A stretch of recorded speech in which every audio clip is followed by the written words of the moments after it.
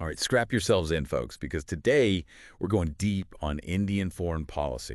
We'll be breaking down a pretty thought-provoking piece by Rajiv Bhatia. Okay. You know him, right? Distinguished fellow at Gateway House. Yeah. Former ambassador. And he's written, like, what, 3 books on foreign policy? Yeah, he's a leading voice, for sure. So if you're a UPSC aspirant, this one's for you. Absolutely. Or, really, if you just, you know... If you're following Hey, him. take your eyes off the news as the world, you know... Yeah, as things are shifting. Shifts around us, this is going to be... Exactly. This is a deep dive for you. So what I find really interesting about Bhatia's piece Yeah. is that it's not just, like, analyzing what's happening right now. Right. It's looking ahead, like, to 2025 and beyond. Okay, so... He's saying we're entering this era of what he calls polycrisis. Polycrisis. And you don't need a PhD to see... You don't need a PhD to see why he's using that word? No. Like, just look around. Oh, man. It's a lot. We've got the COVID-19 pandemic. Like, the hangover from that is still... Yeah, the lingering effect. Lingering, right. Yeah. We've got the war in Ukraine dragging on. Still going, yeah. Conflicts, bubbling away in West Asia. Simmering. Yeah. And, of course, You can't forget this. the U.S.-China. The U.S.-China rivalry, which is like a... That's the background music to every the constant, yeah, like a drum beat. Exactly. So it does feel like every headline is just, another log on the fire. Another crisis. Yeah. But what makes this moment right now so uniquely challenging? Yeah, that's the big question, right? Yeah. It's not just that these crises are happening. It's that they're all happening at the same time. At the same time. And they're feeding off each other, right? Okay. So you've got the U.S.-China rivalry, which has been building for years. Right. But then it gets, like, supercharged by the war in Ukraine and the economic fallout from the pandemic. And suddenly, countries like India, they're under pressure to pick a side. You can't just sit on the fence anymore. No, not when the ground is shaking like this. Right. You can't be neutral when everything's so volatile. Yeah, exactly. And Bhatia also talks about these big pattern shifts happening, right? Absolutely. Like really seismic shifts. Yeah, he's saying that power is shifting from the west to the east. Okay. With Asian powers, like particularly China and India, right. They're moving to center stage. Taking center stage. And this isn't just about military power. Right. This has implications for everything. Global trade, technology, even culture. Culture, too, and all of this is happening against this backdrop of what we call multipolarity. Okay, so multipolarity. Multipolarity. I hear that word, like, thrown around a lot. Yeah. But for someone like, India. Right, for a country like India. Trying to figure out its place in the world, what does that actually mean? So think of it this way, right? Okay. For decades, the U.S. was the big guy. The dominant player. Calling the shots, right? Yeah.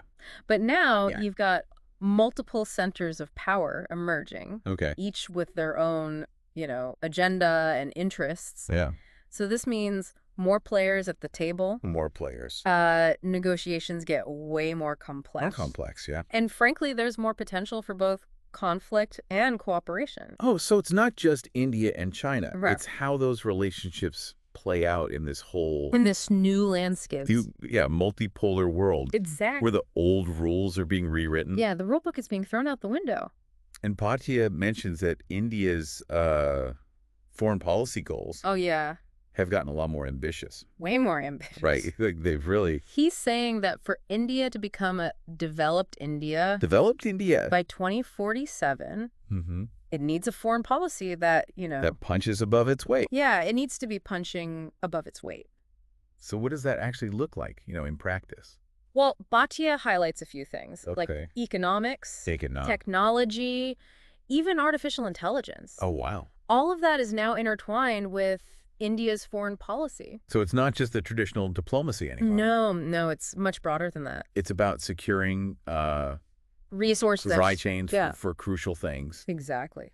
Navigating, the digital revolution and staying ahead in that whole tech race. Yeah, it's like the game is completely changed. Like the stakes are just like way higher. Way higher, absolutely. And then Bhatia brings up this this Trump factor. Oh, yeah. Which, I know the U.S. elections are... sort of fresh in everyone's mind. Yeah, they just happen. Yeah. But why is he singling this out as like a major thing for India?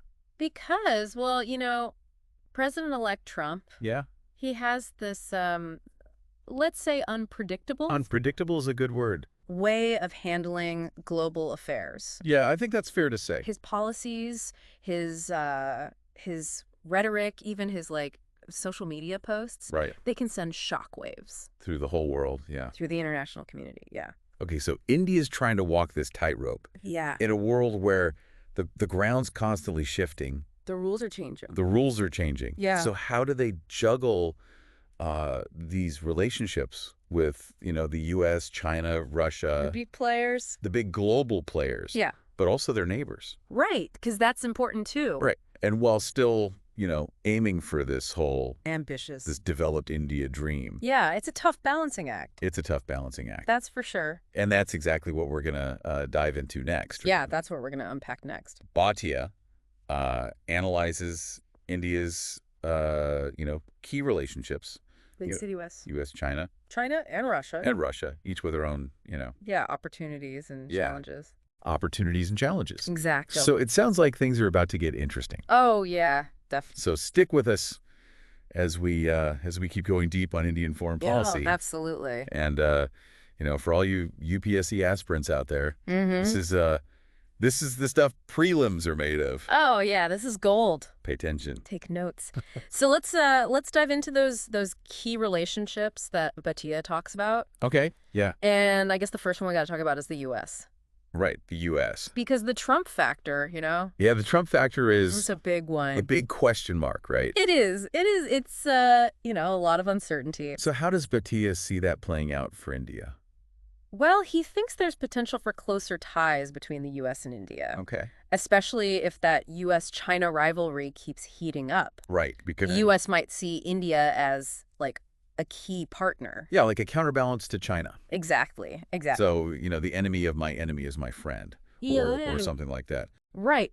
There's that strategic alignment. But I imagine it's not all, It's not all smooth sailing, though. not all roses and sunshine. No. Bhatia points out that there are concerns about, trade barriers. Right. Trade's a big one. And immigration policies under a Trump administration. Yeah, those could have a real impact Oh, yeah, definitely. on India's economy Absolutely. and its people. And its citizens, yeah. So it's this classic dilemma, right? It is. You've got strategic alignment on the one hand, Mm-hmm. but potential economic downsides on the other. Yeah. It's a trade-off. What about China?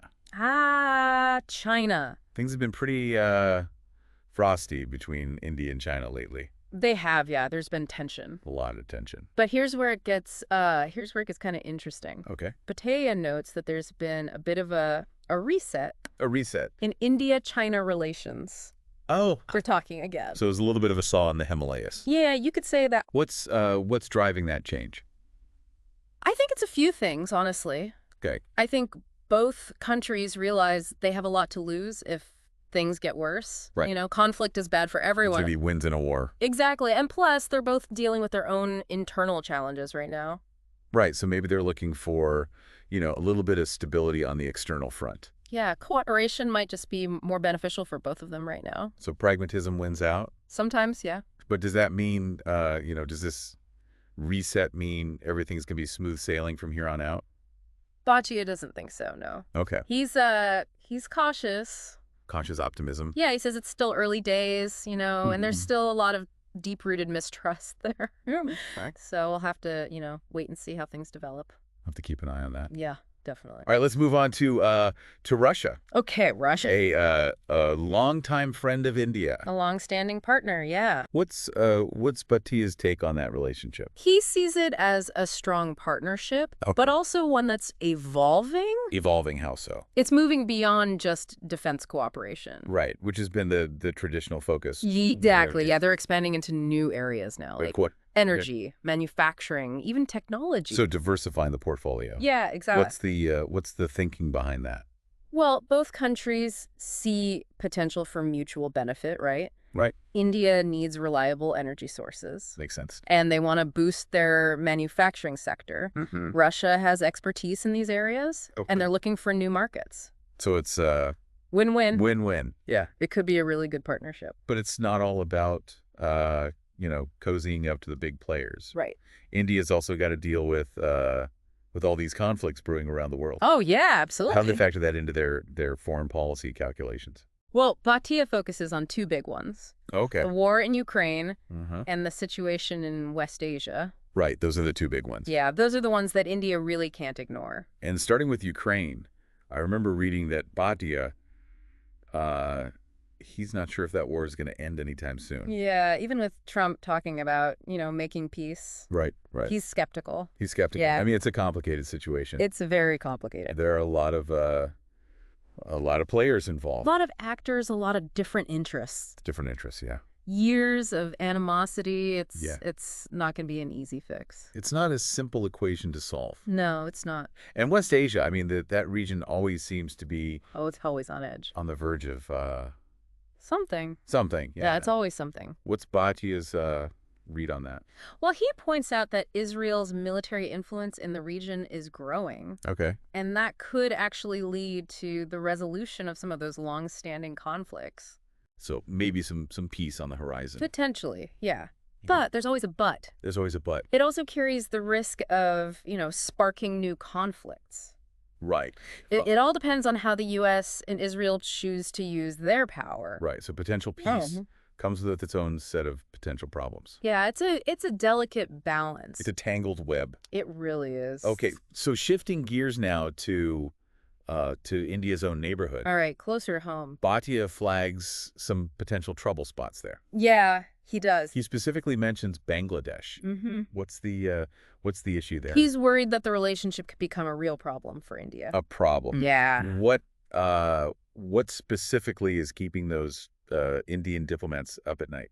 Well, there are a few things. Okay. There have been attacks on minorities in Bangladesh. Right. There are still those ongoing border security concerns. The border is always a sensitive issue. It is. And then there's just this general lack of trust. Yeah, there's not a lot of goodwill there. So definitely not a relationship that's on autopilot. No, now they're going to have to work at it. What about India's other neighbors? Well, Bhatia is a little more optimistic about Sri Lanka, the Maldives, and Bhutan. Okay. He sees potential for progress there. That's good. Some good news. Yeah, some positive developments.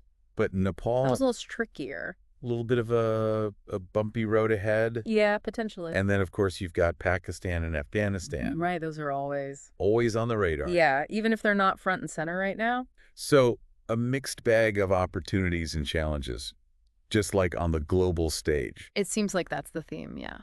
What about regional cooperation? Okay. Does Bhatia see any hope for SARC?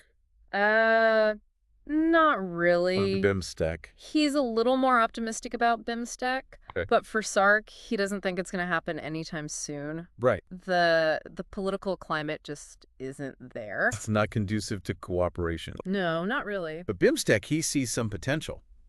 Yeah, especially if India can, smooth things over with Bangladesh. Right. And if Thailand steps up as a regional leader. Okay, so some cautious optimism there. Yeah, I'd say so. It definitely seems like India has its work cut out for it It does. in 2025 and beyond, Oh, yeah. both on the global stage and in its own backyard. Absolutely. I'm really curious to hear what Bhatia has to say about, India's global footprint and what he calls assertive foreign policy Okay. and creative summit diplomacy.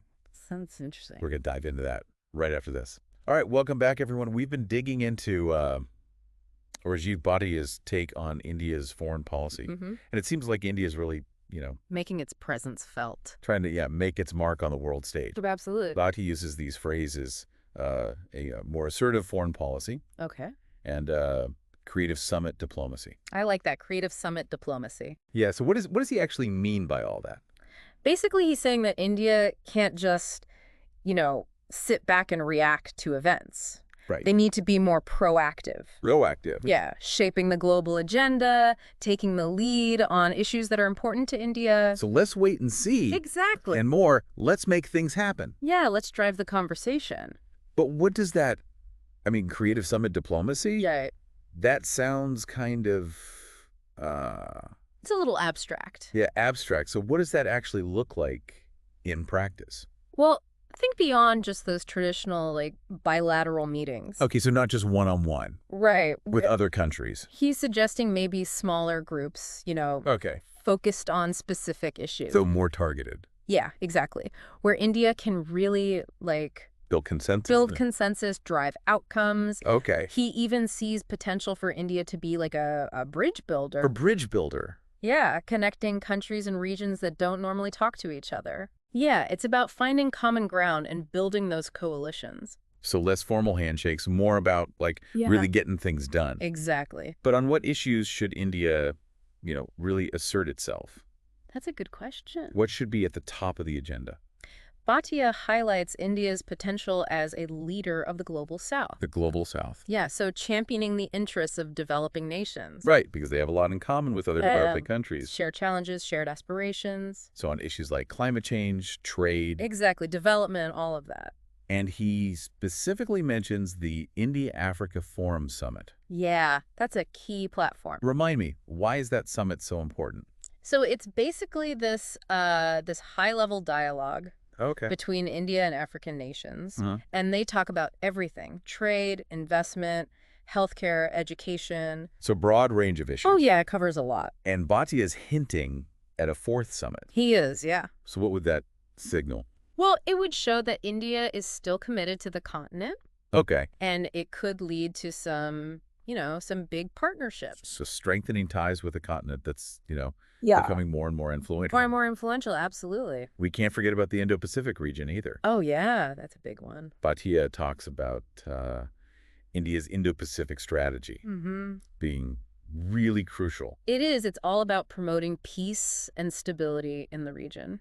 Peace and stability. Prosperity, through cooperation on things like maritime security, trade, infrastructure development. But China's a major player in the Indo-Pacific too. Right, they are. So how does India balance its strategy with China's growing influence? That's the tough question. Yeah, it's got to be tricky. It is. India's strategy is partly about promoting what they call a rules-based order. A rules-based order. Yeah, so making sure everyone plays by the rules. International law is respected. Exactly, and that no one country is calling all the shots. So it's about ensuring a level playing field. Yeah, a level playing field where everyone can benefit.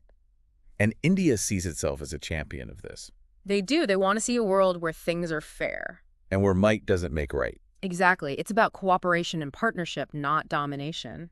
India is also involved in all these plurilateral organizations. Oh, yeah, they're everywhere. BRICS, the G7, the SKO, the G20. That's a long list. Why be a part of all of these? Well, each one gives India a different platform, right? Okay. To advance its interests, to contribute to global governance. So it's about having options, having a voice in different forums. Diversifying its portfolio. Exactly, and hedging its bets in a world that's, unpredictable. very unpredictable. Bhatia seems to be saying that India has a good track record when it comes to foreign policy. He does, yeah. But the stakes are higher now than ever. Oh, absolutely. And I think that's the key takeaway for our listeners. Especially those UPSC aspirants. Yeah. They need to understand this. They need to understand that India's at a crossroads. A crossroads. They have a chance to really shape the world. Shape the world. But they got to play their cards, right? So if you were advising India's leaders, what would you tell them? What should their top priorities be? Focus on what you're good at, I'd say. Strengthen your economy, boost your tech, all of that. Build on your strengths. Exactly, and deepen those partnerships with like-minded countries. Yeah, find those allies. And play a more active role in, shaping the rules of the game. The rules of the game, yeah. The international system. Sounds like a winning strategy to me. It could be. It definitely could be. Well, Bhatia has given us all a lot to think about. He has, yeah. And I hope this deep dive has given you some valuable insights. Some food for thought. Into the complex world of Indian foreign policy. It's a fascinating field, and it's always changing. Always changing. So if you want to learn more, I definitely recommend checking out Rajiv Bhatia's work. Yeah, he's a real expert. His insights are invaluable. He really knows his stuff. We've only scratched the surface here. Oh, yeah. There's so much more to explore. So keep learning, keep questioning, and stay engaged. Stay curious. Stay curious. That's what it's all about. And if you enjoyed this deep dive, don't forget to like and subscribe for more thought-provoking discussions on the topics that matter. We'll see you next time.